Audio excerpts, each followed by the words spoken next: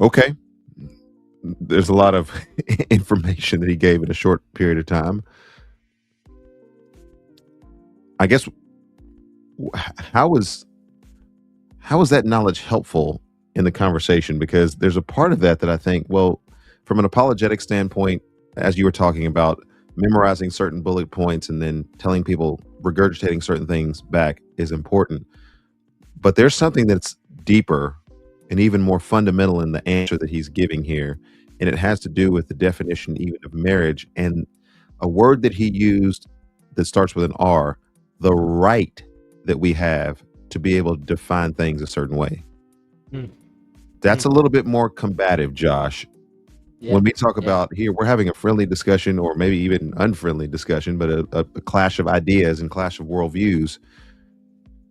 Vodi went so far in his answer to say that people who are defining marriage apart from the way that God defines marriage and the way that Jesus understood marriage and taught marriage and created marriage don't even have the right mm, Yeah. to talk about it the way that they do.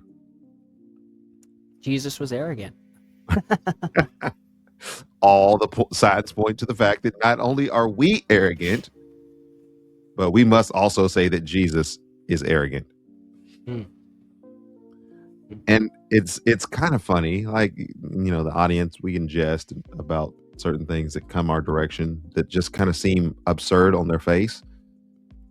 But what is even more insidious, Josh, to me, is that we have a culture of people who are ready to receive Jesus 2.0, 3.0, whatever the make, mm. all the gloss that we can put on Jesus. They're ready to receive that kind of Jesus. Jesus, meek and mild. Jesus, one of your favorite statements, the perfect gentleman. Jesus, the lamb. Jesus, our homeboy. Jesus, our friend. Jesus, love, love, love. We're ready to receive that kind of Jesus because that Jesus demands nothing of our life. He offends no area of our life. We can do as we want to, and we get all of the benefits of heaven. And I think the way that certain groups, the He Gets Us campaign, I kind of have an issue with some of the stuff that they do, will portray Jesus. I start reading the Bible and I go, well, hang on a second. That's actually not the Jesus of the Bible. That's a Jesus of our modern construction, or at least a Jesus that won't offend our sensibilities.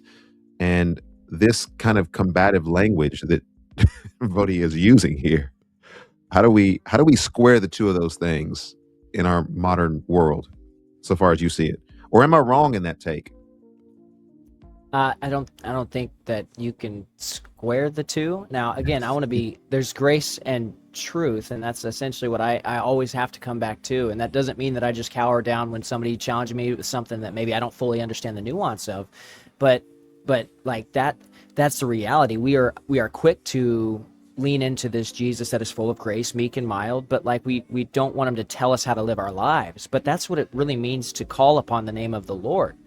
And so, I mean, you just got a different Jesus. I'm sorry to say it. I mean, maybe you're still in the kingdom of God. Maybe God is still bringing you along in your walk, and you're drinking milk right now, and you got to get into that meat, the meat of the Word. But man, it's you're changing who Jesus is fundamentally if you just want to change definitions, because essentially that's what it is. Like you use the same vocabulary. Oh, it's marriage. Oh, it redefined as marriage. No, different dictionary. You have a different dictionary altogether on these things. And I don't want to be arrogant, but the reality is if God is God and He is Lord, He gets to decide.